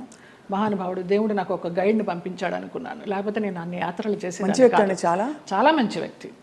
అందులో ఏమీ సందేహం లేదు. ఒకరి రూపాయి తినరు, ఒకరికి పెట్టరు. ఆయన ఫ్యామిలీ వరకు ఆయన చూసుకుంటారు కానివ్వండి, అది లేదు, ఆ గుణం లేదు. ఆ టైంలో మిమ్మల్ని వివాహం చేసుకునే టైంలో కొంతమంది ఇండస్ట్రీ ప్రముఖులే ఆపారు ఆయన్ని, లేకపోతే మీ అవును తెలుసు, పెళ్ళయి సెటిల్ అయ్యేవారు కూడా అన్నారు అంట, నిజం? చాలా ఆలోచనలు చేశాము. ఒక బిడ్డను కూడా కందామని ఆలోచన చేశాము, దానికి అన్ని ప్లానింగ్స్ వేసుకున్నాము. తర్వాత ఆయన ఆలోచిస్తూ ఉంటారు, సంవత్సరాల తరబడి ఆలోచిస్తూ ఉంటారు. ఒక విషయం చెప్తే ఒక 100 రకాలుగా ఆలోచించి, లలిత ఇలా వద్దేమో, అలా వద్దేమో, మనం ఎవరన్నా కానీ వాళ్ళు మన ఇద్దరం పోయామనుకో అమ్మాయిని ఆస్తి కోసం ఏమన్నా చేస్తారేమో, ఇలాగంతా కూడా చెప్పేవారు. నేను చాలా ఫ్రాంక్గా ఫస్ట్ టైం చెప్తున్నాను. నేను వాళ్ళ ఫ్యామిలీ మెంబర్స్ నేనేమి లెక్క చేసేది లేదు. వాళ్ళ ఫ్యామిలీ మెంబర్స్లో ఒక తమ్ముడు నాతో చాలా క్లోజ్గా ఉంటాడు, ఒక తమ్ముడు ఫ్యామిలీ. ఇప్పుడు కూడా వారి అబ్బాయి మీతో టచ్లో ఉన్నారు ఉన్నాడు అని అంటారు. అంటే పిల్లలాగానే ఎక్కడ మిమ్మల్ని ఒక శత్రువుగా చూడలేదు కుటుంబానికి? లేదు లేదు, కుటుంబానికంటే వారి కుటుంబానికి. వారి కుటుంబంలో ఎవరికి నేను పెద్ద తెలీదు, మా మధ్య ఏం జరిగిందని కూడా ఎవరికి తెలియదు. ఈ తమ్ముడు గారి ఫ్యామిలీకి తప్పించి వాళ్ళకు కూడా అంతంతే పైపైనే. నాకు ఆయనకి పరిచయం ఉందనే తప్పించి కొంచెం డీప్గా వెళ్ళామనేది తెలియదు. మీరు రమాప్రభ గారితో చాలా క్లోజ్ కదా ఒక టైంలో. రమాప్రభ గారు శరత్ బాబు గారిని చాలా విమర్శించేవారు, చాలా ఇంటర్వ్యూలో బహిరంగంగా తిట్టారు. ఎందుకు మీ దృష్టిలో ఎందుకు ఇంత మంచి వ్యక్తి అని మీరు చెప్తున్నారు? మీ మనసుతో చూస్తే అవును కదా, కరెక్ట్ అనిపిస్తుంది. ఎందుకంటే మీరు ఎవరిని అసలు మిమ్మల్ని హాని చేసిన వాళ్ళనే మీరు జడ్జి చేయని వ్యక్తి. అలాంటిది అసలు అంటే మనం ఒకవైపునే విని చెప్పలేము కదా, మరి జడ్జ్ చేయలేము కదా. మరి అప్పుడు వాళ్ళిద్దరు కలిసి ఉన్న పరిస్థితుల్లో ఏం జరిగిందో అది నేను కూడా చెప్పలేను. కానీ నా వరకు ఆయన చాలా మంచి వ్యక్తి, చాలా మంచి వ్యక్తి. ఏ విషయంలో మీకు నమ్మకం కలిగింది?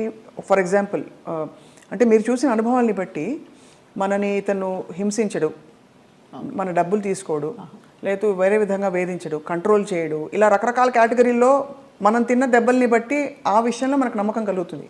ఏ విషయంలో మీకు ఒక భరోసా కలిగింది ఆయన?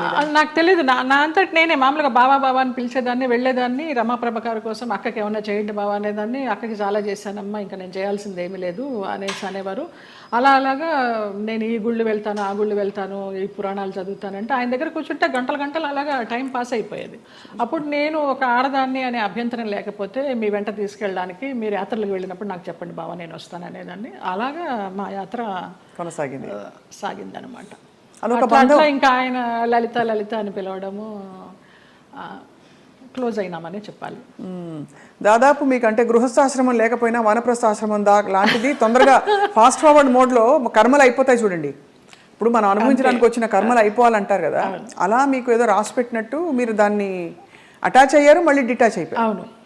ఆయన ఒక విషయంలో బాధపడుతున్నప్పుడు చిట్టిబాబు గారు వాళ్ళే చెప్పారు, పోనీలే నీకు భగవంతుడు ఆయన్ని గైడ్ కింద పంపించాడు నువ్వు యాత్రలు చేయడానికి.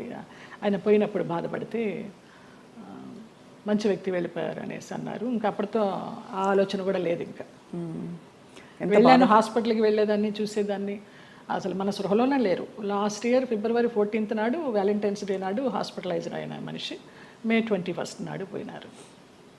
చూడలేకపోయారు కదా? చూడలేకపోయిన వాళ్ళం. బావా బావా అని పిలిచేదాన్ని, అయ్యప్ప అని పిలిచేదాన్ని ఆయన్ని. ఆయన ఆధ్వర్యంలో ఇరుముడి కట్టుకుని నేను మండలం రోజులు అయ్యప్ప దీక్ష చేసి అయ్యప్పకే వెళ్ళాను. ఆయనతో వెళ్ళాలనుకున్నాను కానీ వెళ్ళలేకపోయినాను, నేను విడిగా వెళ్ళాను. అప్పుడు నేను ఇరుముడి కట్టుకునేటప్పుడు ఆయనే చెప్పారు నాకు మంత్రాలన్నీ. అట్లా అయ్యప్ప అని నా ఫోన్లో కూడా తత్వమసి అని ఫీడ్ అయి ఉంటుంది ఆయన పేరు, అయ్యప్ప తత్వమసి.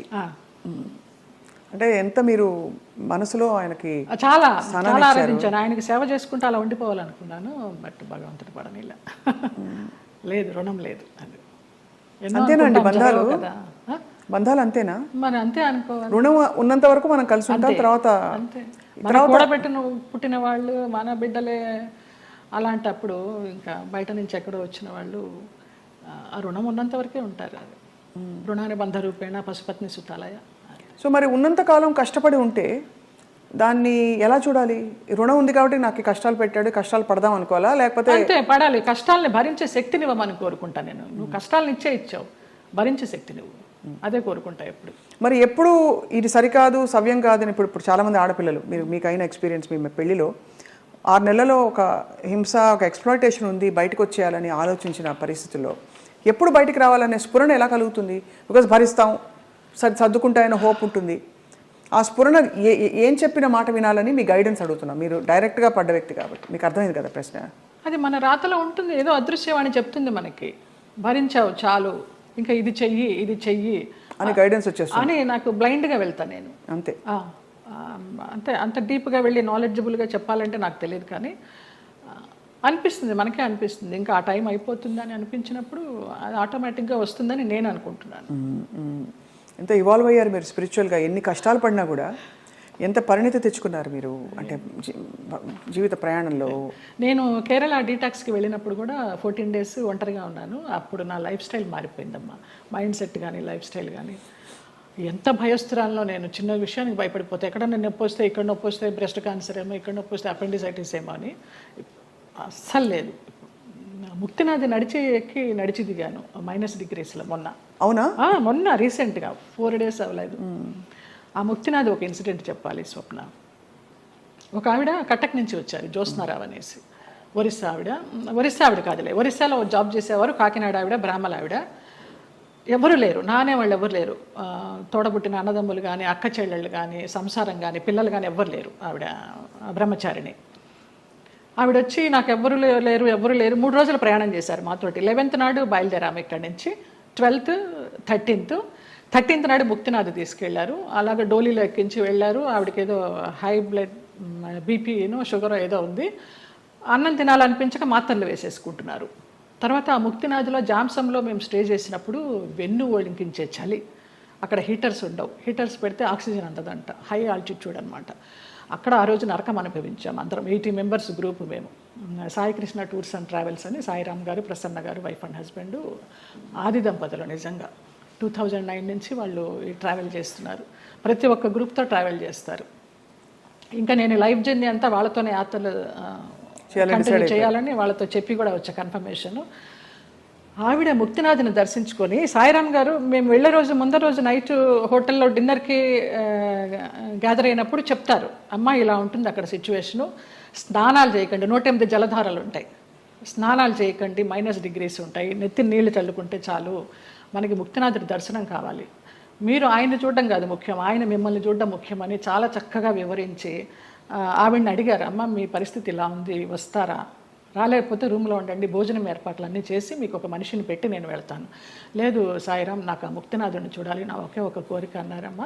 వచ్చారు, ముక్తినాథుడిని చూశారు. మర్నాడు అందరం బయలుదేరి బస్సుల్లో పోక్రా రిటర్న్ రావాలి. కార్లోనే స్పాట్ డెడ్ అమ్మ ఆవిడ. ముక్తినాథుడు అన్నందుకు ముక్తి మోక్షం. ఎంత అదృష్టవంతరాలు, ఎవ్వరు లేరని 80 మందితో ప్రయాణం చేసి 3 రోజులు ముక్తినాథుని చూసి 4వ రోజు పోయింది. అసలు అద్భుతమైన సంఘటన అయితే నాకు, నేను మర్చిపోలేను ఈ యాత్రలో. ఆవిడ చనిపోయినప్పుడు ఎంత ప్రేతకళగా ఉందో, చితి మీద పెడితే అక్కడే ఎవరో కజిన్ నెంబర్ దొరికింది, ఫోన్లో అడిగితే మేము రాలేమండి, అంత దూరం మీరు చేసేయండి అని ఈయనకు అథారిటీ ఇచ్చేశారు సాయిరామ్ గారికి. అక్కడ ఆర్మీ సహాయంతో ఆయన మన హిందూ సాంప్రదాయంలో ఆమెకి దహన సంస్కారాలు చేస్తే, చితి మీద పెట్టినప్పుడు ఆవిడకి ఫోటో తీస్తే ఎంత చిద్విలాసంగా ఉందో తెలుసా అమ్మ ఆవిడ ముఖం. చనిపోయినప్పుడు ఈ 4 బయటకు వచ్చేసి కళ్ళు తేలేసి ఉన్న మనిషి హాయిగా అలా ఉంది. అసలు అది జన్మలో మర్చిపోలేను.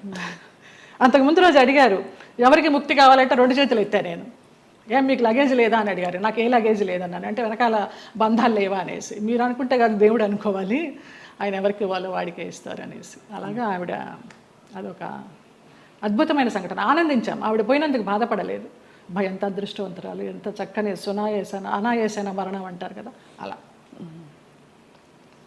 కార్లన్నీ ఆగినా ఏంటనంటే పోయారు. అంటే భగవద్ దర్శనం అయిందా అని చాలా మందిని అడుగుతాం. ఇంతకంటే నిదర్శనాలు ఏముంటాయి? మోక్షం, ముక్తినాథుడు. మా వాళ్ళందరూ, మా మామ కొడుకులందరూ ఆ -degreesలో 108 జలధారాల్లో స్నానం చేశారు. ఒక్కొక్క జలధార నుంచి ఇంకొక జలధార వెళ్తుంటే వాళ్ళకి బ్రెయిన్ పనిచేయడంలా ఫ్రీజ్ అయిపోతుంది, అలా చేశారు. నేను ఆ 108లో చల్లుకోవడానికి అరగంట పట్టింది, ఈ చెయ్యి పనిచేయాల 1 గంట, బ్లడ్ క్లాట్ అయిపోయి. అంత చలి. -degrees. అది అంత కష్టతరమైన ప్రయాణం. ఎంత చక్కగా వెళ్ళొచ్చామో వారి ఆధ్వర్యంలో. ఈ సందర్భంగా ఆ దంపతులకు పాదాభివందనాలు. ఆ ప్లేసెస్లో నిజంగానే ఒక మహిమ ఉంటుంది కదా జయలలిత గారు, ఎందుకంటే మీరు ఇంత జీవితం చూసి భగవత్ స్పర్శ ఎక్కడ ఎందుగలడు అందులేడని సందేహం వలదు అని అంటారు కదా, అలాగా భగవంతుడు అన్ని చోట్ల ఉన్నాడు సర్వాంతర్యామి అంటూ కూడా మనం కొన్ని ప్లేసెస్కి ప్రత్యేకంగా వెళ్ళడానికి కారణం ఏంటంటే వాళ్ళు నడయాడిన ప్లేసులు అవి అని చెప్తారు. ఇప్పుడు నైమిసారణ్యం ఎంతమంది మునులు మహానుభావులు తపస్సు చేశారు. అక్కడికి వెళ్ళంగానే మనకు ఆ వైబ్స్, కొన్ని గుళ్ళకి వెళ్తే మామూలుగా దండం పెట్టుకుని వచ్చేస్తాం, కానీ అదే మనం తిరుమల వెళ్ళినప్పుడు ఆ వెంకటేశ్వర స్వామి చూస్తుంటే మనకు తెలియకుండానే ఆనంద బాష్పాలు కారిపోతాయి. ముక్తినాథుడి దగ్గర కూడా అలాగే కారిపోయినాయి నాకు. మన దేవుళ్ళ రూపాలు ఉండవు, ఏముండవు, వాళ్ళు నేపాల్ పద్ధతిలో తయారు చేస్తారు, అలా ఉన్నా కూడా వైబ్స్ ఉన్నాయమ్మా. అంతే, వాళ్ళు నడయాడిన ప్రదేశం. జనక్పూర్ వెళ్ళాము, సీతారాములు నడయాడిన ప్లేసు, వాళ్ళ కళ్యాణమైన ప్లేసు. చాలామంది మా గ్రూప్లో అక్కడికి వెళ్ళి దండలు మార్చుకున్నారు, మళ్ళీ సీతారాముల కళ్యాణం లాగా. అలాంటి వైబ్స్ ఉన్నాయి, అందుకే వెళ్ళాలి. ఇంట్లో కూర్చున్న భగవంతుడు దర్శనం ఇస్తాడు, అది వేరే విషయం. వాళ్ళు నడయాడిన ఆ పుణ్యభూమిలో నడిస్తే ఆ పాదధూళి మనకి కొంచెం పుణ్యం ఇస్తుందని. రెండోది మీరు అన్నట్టు ఆ ప్లేస్కి వెళ్ళిపోయాక నేను ఫలానా, నేను స్వప్న, నేను జయలలిత, నేను సో అండ్ సో అన్నీ మర్చిపోయి, నేను జ్యోత్స్న మర్చిపోయి కేవలం ఒక అంకిత భావంతో ఒక డిజాల్వ్డ్ స్టేట్లో వెళ్తాం. అంతే, అది కూడా ఒక సర్వస్వ శరణాగతి అయిపోయి నువ్వు తీసుకొచ్చావు, నువ్వే చూసుకో, శరణాగతి అంతే. అందులో కూడా చాలా అద్భుతాలు మన లోపల జరుగుతాయి. అద్భుతాలు అంటే మన అహంకారం కరగడం అన్నీ కదా, మనకి తెలియకుండానే అది ఆ ఉద్వేగం అది అంతా వచ్చేస్తుందమ్మా. నేను సంజయ్తో అదే అన్నాను. సంజయ్ కదా ఇంటర్వ్యూ ఏర్పాటు చేసింది, సంజయ్ కిషోర్. నాకు గుంటూరులో చిన్నప్పటి నుంచి వాడు నన్ను కొట్టేవాడు. వాడు కొడుతుంటే నేను పరిగెత్తేదాన్ని. వాళ్ళ ఇల్లు పెద్ద ఇల్లు గుంటూరులో, ఎంత పెద్ద ఇల్లు. కొడుతుంటే పరిగెత్తేదాన్ని, తర్వాత వాడిని ఎత్తుకునేదాన్ని. వాడు ఈ రోజున ఇంత గొప్పవాడైనాడంటే చాలా సంతోషము. చాలా పద్ధతైన మనిషి, ఎంత పద్ధతైన మనిషి. వాళ్ళ ఇంట్లో వాళ్ళ అమ్మగారు నాకు పెద్దక్కలాగా, పాపాయి అంటే ఆవిడ. నా అభివృద్ధికి ఆవిడ సంతోషిస్తుంది. నా సొంత వాళ్ళు కూడా సంతోషిస్తారో సంతోషించరు, కానీ ఆవిడ అంత సంతోషిస్తుంది, అంత బ్లెస్ చేస్తుంది ఆవిడ. నువ్వు బాగుండాలి, నువ్వు బాగుంటే మేము బాగుంటాం అనేసి. లేదు, మీరు మీరు బాగుంటారు, మీ చుట్టూ ఉండేవాళ్ళు అంటే మీకు భగవద్ రక్షణ ఉందని క్లియర్గా ప్రూవ్ అయిందమ్మా. నాకు చాలా ఈ యాత్ర తర్వాత నాకు భగవదానుగ్రహం మెండుగా ఉందని చాలా నమ్మకం వచ్చింది నిజంగా. ఇంకా అసలు ఏమూలో ఉన్న భయం కాస్త పటాపంచలైపోయింది, ఏం లేదు. మీ జీవితంలో కీలక పాత్ర పోషించిన వ్యక్తులు గుమ్మడి గారు ఒకరు. ఇది గతంలో లోగడ మీడియా వాళ్ళు చాలా సందర్భాల్లో అడిగారు, రకరకాలుగా లింకప్లు రాశారు మీకు వారికి. అసలు అంత లింకప్ చేయాల్సిన అవసరం ఎందుకు వచ్చింది? అంటే మీరు కేవలం వెళ్ళి ఇప్పుడు ఒక మనిషి ఇంకో మనిషి సేవ చేయొచ్చు, చూసుకోవచ్చును, స్త్రీ పురుషులు కావడంతో అలా రాశారు. ఏ స్త్రీ పురుషులైన వయసు భేదం లేదమ్మా. నా తండ్రి వయసు ఆయనకి. మేము సినిమాలన్నీ మానేసుకొని పొద్దునైతే ఆయన ఫోన్ చేసి, నా గొంతు పొద్దున్నే కొంచెం మగవాడి వాయిస్ లాగా ఉంటుంది, పొద్దున్న లేవగానే ఫోన్ చేస్తే బాచి అనేవారు. బాచి అనుకోండి, బాచి లిఫ్ట్ చేశాడు. బాచి కాదండి నేనే జయమ్మని అంటే, జయమ్మ నీ గొంతు ఏంటి అలా ఉంది, మంచు మార్గ గొంతులాగా ఉంది. ఇంకొక ఎవరినో పోల్చేవారు అనమాట. ఏం చేస్తున్నావు ఇవాళ, ఏం తీసుకొస్తున్నావు వంట. అలాగా ఆయన్ని మేము అభిమానించి, మహామహులు, వాళ్ళ సేవ చేసుకోవడానికి పూర్వజన్మ సుకృతం ఉండాలి నిజంగా. తల్లిదండ్రి లేరు, వాళ్ళ ప్లేసుల్లో వాళ్ళని ఊహించుకొని, ఆ లెజెండ్స్ వాళ్ళు చేసిన క్యారెక్టర్స్ ఊహించుకొని, మనకి ఇంత గొప్ప అవకాశం వచ్చిందే, వారితో కూర్చుని భోంచేసేయడం కానీ, వారితో కూర్చుని పేకాడడం కానీ, వారితో కూర్చుని వైన్ తీసుకోవడం కానీ. నా కోసం సులాని ఒక వైన్ బాటిల్ తెప్పించేవారు రోజు 800 పెట్టి, ఇది నీకే, ఇది జయమ్మకే, వేరే ఎవరు ముట్టుకోవద్దనేసి. అంత అభిమానంగా కొన్ని సంవత్సరాలు, ఒక 4-5 సంవత్సరాలు జర్నీ చేశాము. ఇప్పుడు అటు నుంచి వెళితే నాకు ఆ ఇల్లు చూస్తే మాత్రం ఏడుపు వస్తుంది. అవును, మీరు చెప్పారు. అంత మంచి. ఆయన కుటుంబ సభ్యులు ఎవరు లేరా ఆ టైం? ఉన్నారు, ఎందుకు లేరు.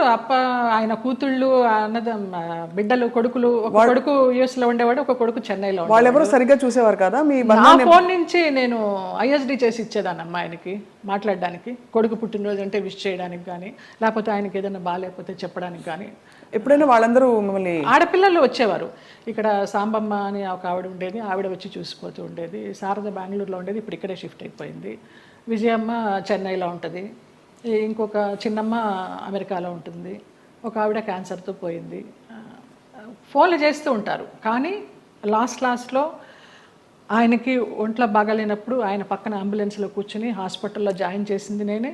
ఇంకా ఆయనకి వెంటిలేషన్ తీస్తారనగా జయ ఇట్రా అనేసి నన్ను ఇట్లా గుండెల మీద పడుకోబెట్టుకున్నారు, పోయినారు. ఫస్ట్ పోయిందని తెలిసింది కూడా నాకే. మీకే?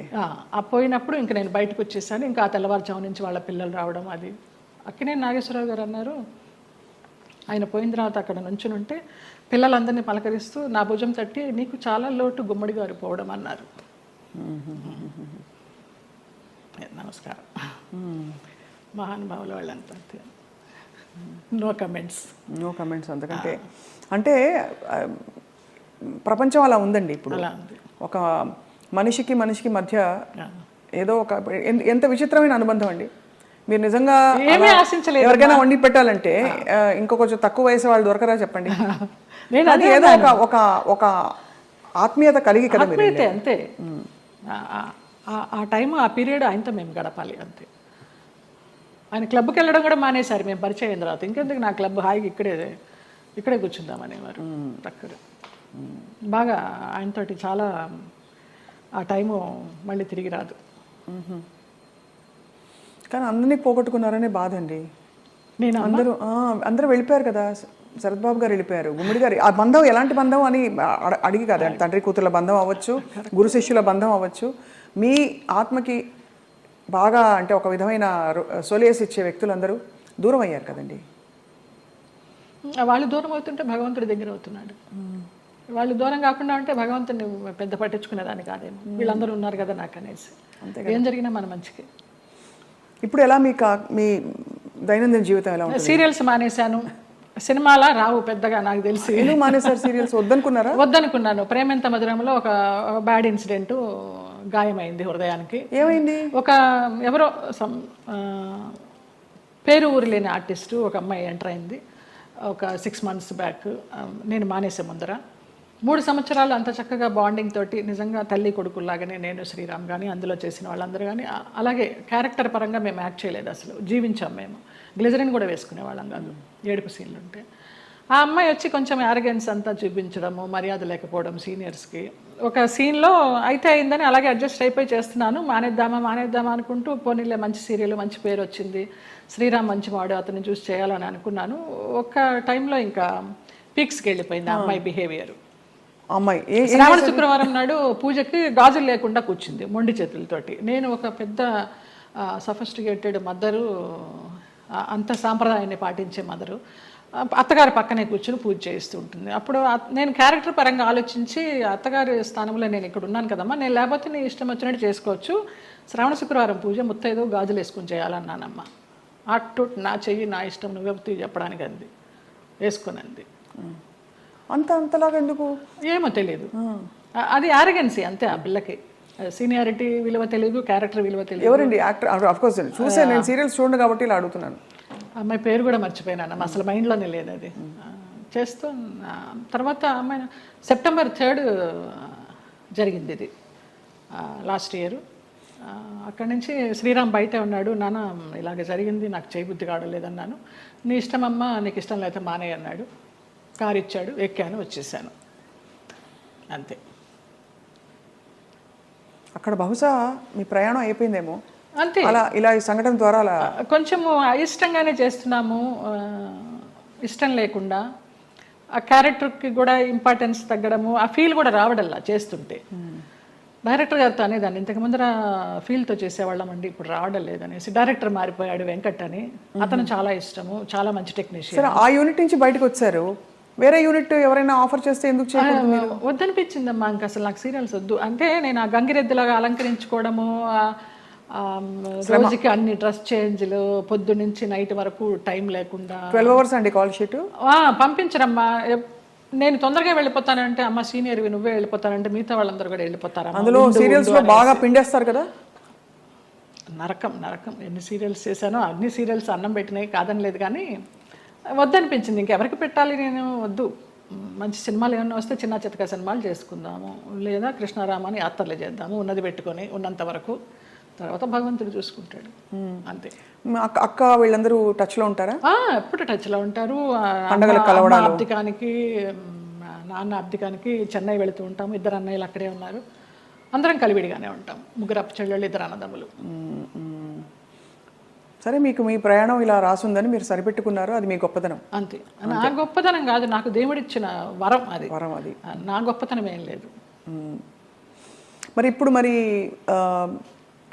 మీకు జీవితం గడవడానికి, యాత్రలు చేయడానికి, మనం శేష జీవితం గడపడానికి కంఫర్టబుల్గా ఫైనాన్షియల్గా? శేష జీవితం వరకు ఉందని నేను చెప్పలేను, ఇప్పటికీ ఉంది. ఈ ప్రేమెంత మధురం చేసిన దాని తాలూకా అది కొంచెం ఉంది. అది కూడా వెనక ముందు చూడకుండా ఖర్చు పెట్టుకుంటున్నాను యాత్రలకి, దానికి. శేష జీవితానికి ఎలా ఉంటుందో నాకు తెలియదు, ఆయన నిర్ణయిస్తాడు. ఆ నమ్మకం అయితే ఉంది. మీ దగ్గర అయితే మాస్టర్ కీ ఉంది, అంతే కదా? ఇంకా ఇవన్నీ మాస్టర్కి లాకర్కి ఏం లేదు, కానీ మాస్టర్ కీ అంటే భగవంతుడే కదా. భగవంతుడే మాస్టర్ కీ కదండి మనందరికీ. ఆయన నడిపిస్తాడని నమ్మకం. అది ఆ నమ్మకమే. రేపేంటి అని అడుగుతారు, అది ఎప్పుడు ఆలోచించాలి రేపేంటి అనేది. అసలు పుట్టిన దగ్గర నుంచి అవగాహన లేదు, మధ్యలో సంపాదించడం మొదలుపెట్టిన దగ్గర నుంచి కూడా రేపు ఏంటి అనేది క్వశ్చన్ రాలేదమ్మా నాకు అసలు. 700 సినిమాలు అంటే బాధ ఎందుకు వేస్తుందంటేనండి, ఈ పబ్లిక్ ప్రొఫెషన్లో ఉన్న వాళ్ళందరికీ చాలా కష్టమైన జీవితం. మీకు ఎప్పుడు నిద్రలేవాలి అనే చాయిస్ ఉండదు. వాళ్ళు చెప్పిన టైంకి మీరు హాజరవ్వాలి, వాళ్ళు మీకు నచ్చినా నచ్చకపోయినా, చలున్నా ఎండున్నా వాళ్ళు వేసుకోమన్న బట్టలు వేసుకోవాలి.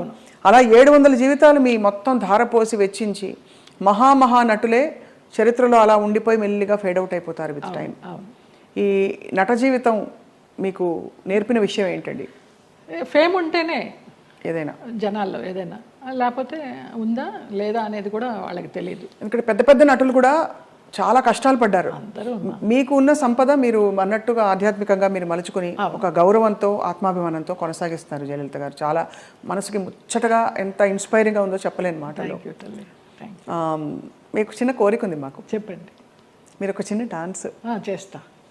నేను మామూలుగా సెమీ క్లాసికల్ ఏమైనా మూవీ సాంగ్ స్వప్నకు కూడా తేలిగ్గా ఉంటుంది. నువ్వు క్లాసికల్ సింగర్ కాదని లేదు, ఏమైనా పాడతారు అనుకొని మనసే అందాల బృందావనం అనుకున్నాను. మా సంజయ్ తిట్టాడు, ఎంత పెద్ద క్లాసికల్ డాన్సర్ నువ్వు వేడి సినిమా సాంగ్ చేస్తావా అనేసి. అందుకని ఏ సాంగ్ చేయాలి? భామనే సత్యభామనే ఏమైనా ఒక 4-5 లైన్లు అనగలరా? ఆ 2 లైన్లే మళ్ళీ మళ్ళీ తిప్పి అనమంటే అంట. కొంచెం నేను కూడా కలుపుతాలే. మీరు కలపండి. నిలబడే మీరు కూచిపూడి భరతనాట్యమా? 2 అమ్మ. కూచిపూడి చింతా రాధాకృష్ణమూర్తి గారు, భరతనాట్యం జోసుల సీతారామ శాస్త్రి గారు విజయవాడ నుంచి వచ్చేవారు. కాకుండా తంజావూరు నుంచి గిరిజా నటరాజ్ అని ఒక వైఫ్ అండ్ హస్బెండ్ వచ్చి చెప్పేవారు భరతనాట్యం. ఆంధ్రనాట్యం నటరాజ్ రామకృష్ణ గారు. మళ్ళీ మధ్యలో వెకేషన్స్కి చెన్నై వెళ్ళి చినసత్యం గారి దగ్గర. ఎప్పుడు అనిపించలేదు ఒక డాన్స్ స్కూల్ స్టార్ట్ చేద్దామని? లేదు, వేంప వేషాలు వేసేసరికి, అంటే డిగ్రీ అవుతూ ఇంకా డాన్స్ కంటిన్యూ చేద్దాం అనుకునే టైంలో నాన్న ఫీల్డ్కి తీసుకొచ్చేసారు. ఇంకా ఈ వేంప వేషాలు వేసినప్పుడు నన్ను అలాగే చూస్తారేమో, పేరెంట్స్ పిల్లల్ని పంపించడానికి భయపడతారేమో, ఇవి సినిమా సాంగ్స్ నేర్పుతుందా లేకపోతే క్లాసికల్ సాంగ్స్ నేర్పుతుందా అని ఏదన్నా అని నాకు నేనే డౌట్ పెట్టుకొని దాన్ని సమారంభించేసాను. దిత్త కిడగ తిరుగుతాం, దిత్త కిడగ తిరుగుతాం, తా కిడగ తిరుగుతాం, కిడగ తిరుగుతాం, దిత్త కిడగ తిరుగుతాం, దిత్త కిడగ తిరుగుతాం, తా కిడగ తిరుగుతాం, కిడగ తిరుగుతాం, దిత్త కిడగ తిరుగుతాం, దిత్త కిడగ తిరుగుతాం, తా కిడగ తిరుగుతాం, కిడగ తిరుగుతాం, కిడగ తిరుగుతాం. భామని సత్యభామని, సత్యభామని, సత్యభామని, సత్యారి ముద్దుల వయ్యారి ముద్దుల, సత్యభామని, సత్యభామని, వయ్యారి ముద్దుల, వయ్యారి ముద్దుల, సత్యభామని, సత్యభామని. అద్భుతం. ఎక్కడ ఎంత ఎంత గ్రేస్ఫుల్గా ఉంది అసలు. సంజయ్ గారు, ఇప్పుడు శోభన్ గారు అందరూ చేస్తున్నారు కదండి డాన్స్ పర్ఫార్మెన్సెస్, బ్యాలేస్. అంటే మీకు కోర్స్ మీరు ఒక ఆధ్యాత్మిక లోకంలోకి వెళ్ళిపోయారు. ప్రాపంచికంగా లౌకికంగా మీకు కోరికలు లేవు, కానీ అలా చేస్తే ఎంత బాగుండు అని అనిపించే అంత అందంగా ఉంది మీ డాన్స్. శోభనాయుడు గారితో బ్యాలెన్స్ చేశానమ్మా. వెంకటేశ్వర కళ్యాణం, కృష్ణ పారిజాతం, ఆవిడన్నీ మేల్ క్యారెక్టర్స్ ఇచ్చేవారు. నేను అదంతా తీసేసిన తర్వాత జయలలిత నువ్వా వెంకటేశ్వర స్వామి వేసింది, కృష్ణుడికి వేసింది అనేసరికి నిరాశ వచ్చేసింది. అది అర్థమైంది. కానీ అన్ని అన్ని ఆ పార్శ్వాలని మీరు చూశారు జీవితంలో. కంప్లీట్ లైఫ్ కష్టం చూసి ఉగాది పచ్చడిలాగా అన్నీ చూడకపోతే మనకి ఏం చూసాను జీవితం అని అనిపిస్తుంది కదా. అలా మీరు కష్టాలు చూశారు, అన్నీ చూసేసాం. సంతోషం చూసారా ఏదైనా టైంలో? సంతోషం అంటే ఈ యాత్రేనమ్మా. ఈ యాత్ర అతి దుఃఖకరమైన సంఘటన, బాధాకరమైన సంఘటన, అతి సంతోషకరమైన సంఘటన అంటారు, కానీ అవి రెండూ లేవు నాకు. వయా మీడియాగానే వెళ్తూ వచ్చింది. ఈ ముక్తినాథ యాత్ర మాత్రం నాకు చాలా పీక్స్ అనమాట. ఇంకా సో ఫైనలీ మీకు మిగిలిన కోరిక, అంటే మిగిలిన కోరికను ఎందుకంటున్నారంటే మన జీవితానికి ఒక సంపూర్ణత్వం రావాలంటే ఏం కోరుకుంటున్నారు? ఇంకా మానస సరోవర్ వెళ్ళాలమ్మా. మానస సరోవర్ కానీ మా సాయిరామ్ గారు అది వేయనమ్మా చాలా కష్టం అంటున్నారు. ఎవరు తీసుకెళ్తారో తెలీదు. వెళ్ళాల్సి ఉంటే డెఫినెట్గా ఖచ్చితంగా అదే జరిగిపోతుంది. చాలా కోరిక. వెళ్తే తిరిగి వస్తామా లేదా అనేది తర్వాత విషయం. అక్కడ దాకా వెళ్ళాలి, ఆ భూమి మీద అడుగు పెట్టాలని మాత్రం కోరిక. అదొకటే తీరని కోరిక. చాలా అద్భుతంగా ఉంది మీతో మాట్లాడడం. చాలా విషయాలు నేర్చుకున్నది ఏంటి అంటే సెల్ఫ్ యాక్సెప్టెన్స్ కంటే గొప్ప వరం లేదండి. ఓకే, అది మీకు వచ్చేసింది కాబట్టి మీరు ధన్యులు. ఒకలాగా ఈ కృష్ణుడి విగ్రహం నాకు నా ఫ్రెండ్ శ్రీనివాస్ అని ఆయన మ్యాంగ్లూర్ నుంచి తీసుకొచ్చి ఇప్పించారు. చాలా చాలా కళకళలాడుతుంది ఇలాగా. చాలా బరువు కూడా అది. అవునా? అక్కడ రమణాశ్రమంతో మీ అనుబంధం? అరుణాచలం వెళ్తూ ఉంటాము. ఒక శివరాత్రికి గిరి ప్రదక్షిణ చేశాను. ఆయన బుక్స్ చదువుతూ ఉంటాను. అట్లా కూర్చుని ఆయనతో మాట్లాడుకుంటూ ఉంటాను. ఆ ఫోటోగ్రాఫ్ వెనకాల ఇది నా పుట్టినరోజుకి మా డైరెక్టర్స్ అనిల్, రాము అని ఉన్నారు. రాము ఏమో అది ఇచ్చాడు లాస్ట్ ఇయర్ పుట్టినరోజుకి. అనిల్ ఇది ఇచ్చాడు. రుద్రంకోట అని ఒక మూవీ చేశాం కదా, ఆ పిల్లలు. రుద్రమకోట మొన్న లేటెస్ట్ మీది. అవును, అవును, చాలా పెద్ద ఒక పవర్ఫుల్ క్యారెక్టర్ కానీ సినిమా పవర్ఫుల్గా వెళ్ళలేదు, ఆడలేదు. ఓటీటీ కూడా ఇంకా లేట్ అవుతూ ఉంది. మీరు చాలా చాలా వ్యక్తిగత విషయాలు కూడా ఇవాళ మాతో పంచుకుని చాలా మందిని ఇన్స్పైర్ చేశారు జయలలిత గారు. థ్యాంక్స్ అమ్మా. మీకు ధన్యవాదాలు. అయ్యో మీకు కూడా. Always you will be in our hearts. God bless you. Thank you అండి. నమస్కారం. రైట్.